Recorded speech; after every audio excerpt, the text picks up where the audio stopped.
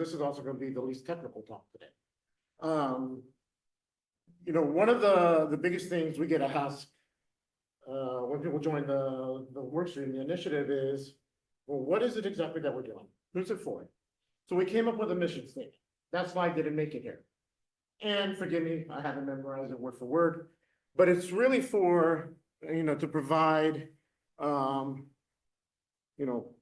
CISOs, AI developers, AI security researchers, chief AI officers, legal, privacy, kind of an overview of what's out there and some things to come. And, and that's kind of intentional because this is the, Agentic AI security landscape report, not the landscape report for CISOs, right? Because they're going to have a different interest, not the landscape report for AI developers and researchers. They're going to have a different interest. And maybe we spin some of those off down the road. And I also want to give credit to Kayla Underkoffler, who was supposed to be my co-presenter today. Unfortunately, she couldn't make it. And Evgeny Kopikin, who is the workstream lead. He couldn't make it here today either. So sorry, guys, if you're watching, I may have just signed this up for my work. But the report is being broken into 4 pillars. And what we're asking for today is some feedback on if we're missing anything. Right? Are we missing anything in this report as we're working on it? I think our goal is like June, July timeframe to release it. All right, so regulatory context. We'll get into it in a little bit, but TLDR, it's a mess. Incident analysis, right? We're gonna, take a handful of incidents that we believe are related to agentic AI specifically. And if you know of any, please send them over, because a lot of times we see these incidents in the news, whether it be the AI incident database or whatever. And it's not really certain, was it agentic, was it not agentic? What were some of the results, that sort of thing. The solutions ecosystem, right? Obviously, that landscape is booming. We're not going to get into necessarily specific tools. We're going to integrate that into the general Gen AI landscape document that's going to be released next quarter. And, the report's also then going to get into future trends, right? What does the future landscape look like? What are some trends to look out for? Regulatory, technology, otherwise.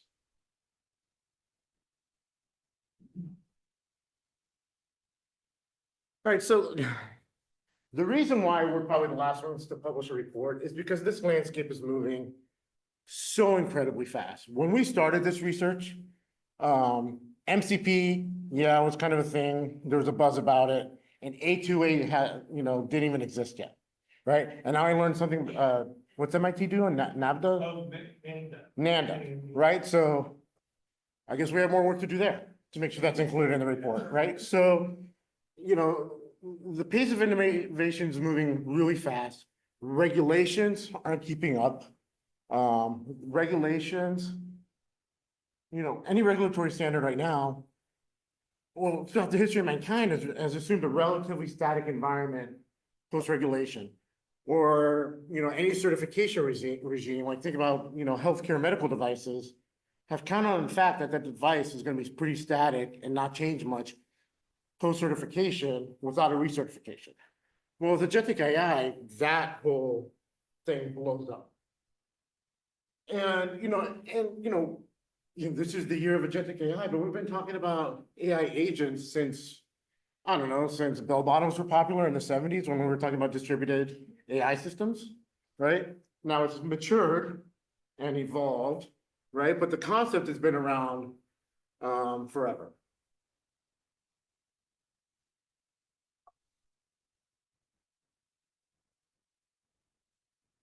So these are going to be a couple questions that I posed to the audience, but in the interest of time, I would just want you to take back and think about this, right? How are you approaching the development and security of your AI agents within your organization? Do you have actual agentic AI coding standards within your organization, right? Those tool description templates, things like that. I'd venture to say many don't, right? I'd venture to say many are just like AI all the things, agent all the things. Because that's what I'm saying in my day-to-day work, working with various companies. Do you have have you updated your incident response plans, right? In the Gen AI initiative, we also have a incident response, a document that we dropped. And, we're continually evolving that, evolving that, to account for agentic AI, right? Because it's more than just a vertical thing, that may occur within the LLM. Now you've got the horizontal components of agent-to-agent communication, and where's the failure happening, right? Is the failure happening or the incident happening in that agent-to-agent communication level? Isn't it happening vertically within the MCP server? Is it happening within the model, right? Comically though, and as a side note, of course I used OpenAI deep research to help me kind of prepare for this a little bit. And it said, well, MCP was specifically designed with security in mind. What the hell it was, right? So again, trust but verify, right? Your LLM outputs.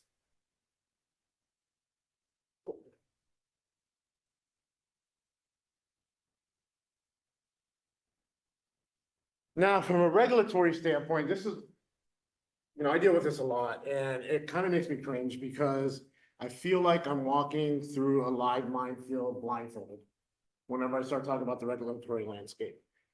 It's fragmented. Obviously, the EU is taking the lead with the EU AI Act, right? There's some strict penalties involved there, up to £6 million of fines. And, they're taking the approach of trying to regulate banned or high classification systems.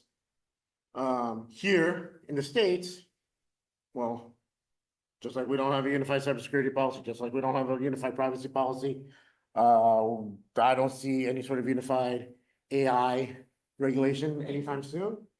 And, so we have suggestions, right? We have the NIST AI risk management framework. We have ISO 42001. But now the states are taking it upon themselves to self-regulate. I live in Denver, so Colorado has the first in nation Colorado AI bill. In my opinion, it's comically similar to the EU AI Act, but with some interesting considerations, right? So the Colorado bill really focuses on algorithmic bias and harm. It doesn't do a good job at boxing that in, right? So while it says it focuses on high-risk systems, right? When you factor in algorithmic bias and harm without more definition or a box around it, that literally pulls in every AI, right? All the LMs, all the agents, everything, right? All the vision models, everything. So, so they're working on that in the governor's office. It's supposed to be going into effect February 6th of 26. We'll see. On the EU side, though, the final code of practice is supposed to be dropped next week, I believe. But we'll see if it's going to be delayed or not. I know Johnny's had some direct input on that. What else do I got here? So, because of the dynamic nature, we need some. I don't know if we're ever going to have dynamic regulatory practices. I wouldn't even begin to know what that looks like. But we do need to have dynamic corporate governance practices around agentic AI. Right, so there are initiatives out there right now about taking a look at things like governance as code. And, some of you may like when I say this, but I think we're going to eventually need AI to govern AI. And yeah, I mean, again, it sounds a little cringy, right? But the panel that John moderated earlier this morning made a great point. It's like in cybersecurity, we're all saying humans suck, right? Humans are the weakest link in cybersecurity, but then we're expected to save the world when it comes to governing AI and being that human in the loop, right? And clearly that doesn't scale either, right? So that's what we need from if we're going to have safe and responsible agentic AI in the future, right? We're gonna have to figure out how to have safe and responsible governance baked in to the actual systems, to the actual frameworks.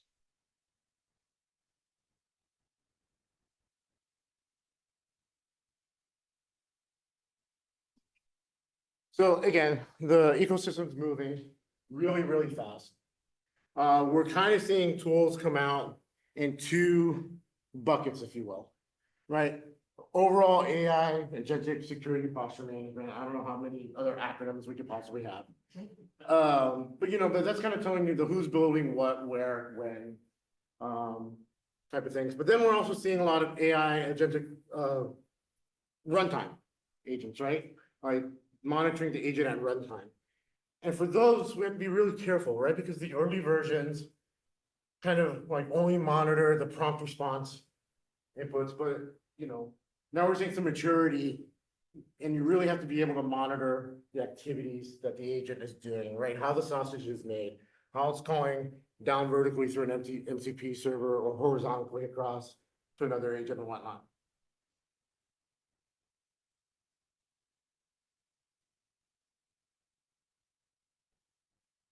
So my ask to you, participate in our research. So we're actively looking for people to interview, right? About what are we getting right? What are we getting wrong? What else do we need to research? Are there any other frameworks that are being released? And you know, this will take you to essentially a sign up form. Probably myself, Kayla, or Evgeny will reach out to you. It's gonna go, you know, 15, 30 minutes for a call, and interview you. And would appreciate your feedback. Everybody here is seeing different things. Everybody here is developing different things. Everybody here is gonna have some unique feedback. Love to have you participate. And we don't have the name of the chat, of the Slack channel on here. It's Team LLM Agentic Landscape Report. So please join. Thank you.